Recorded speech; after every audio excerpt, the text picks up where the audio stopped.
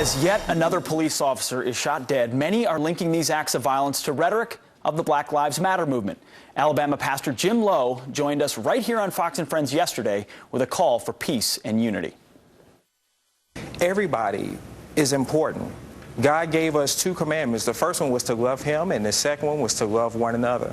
And I personally feel like all we need in this world is a lot more love and a lot more unity. If he could speak against this senseless violence, shouldn't the president?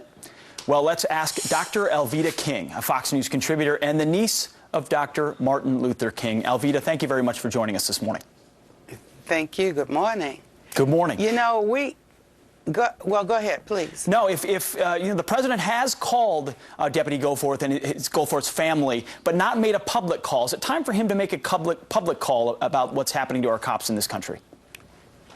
Well, we were with Bishop Lowe in Alabama for 48 hours dealing with unity, love, forgiveness, mercy, and those themes. Now, the president will use appropriate words sometimes, like we must have language that heals, and that's certainly true, but it's almost like an afterthought or a sidebar as he goes to rename a mountain or deal with the environment. Well, I would just like to remind him of the social environment, the spiritual environment, the moral environment, the economic environment, and some attention needs to be given to that. You know, he's just got a few months left, and maybe the environment is the most important thing, but the humanity, the human heart. You know, my uncle Martin Luther King Jr. said, we must learn to live together as brothers, and I would say as sisters, or perish as fools. Well, what better platform than from the office of the President of the United States to consistently encourage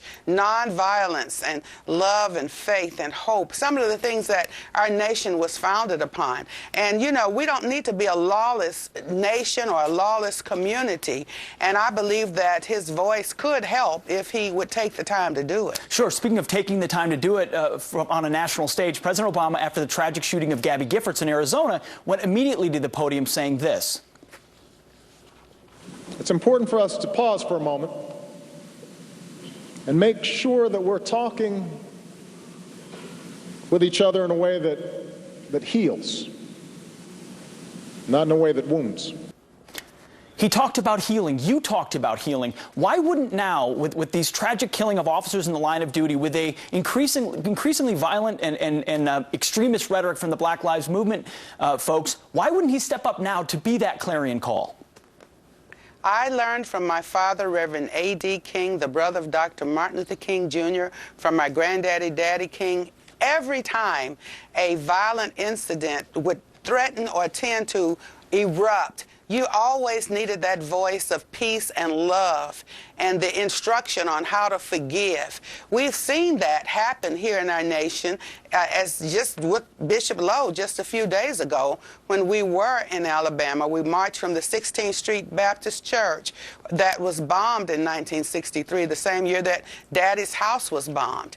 But every time violence would try to erupt, you must have a voice of reason, of peace, of love, of hope, of how to move forward together in unity. And the president has that opportunity. I just pray that he'll use that voice more. Well, Dr. Alveda King, thank you for your voice of peace and love, and we thank you for joining us this morning.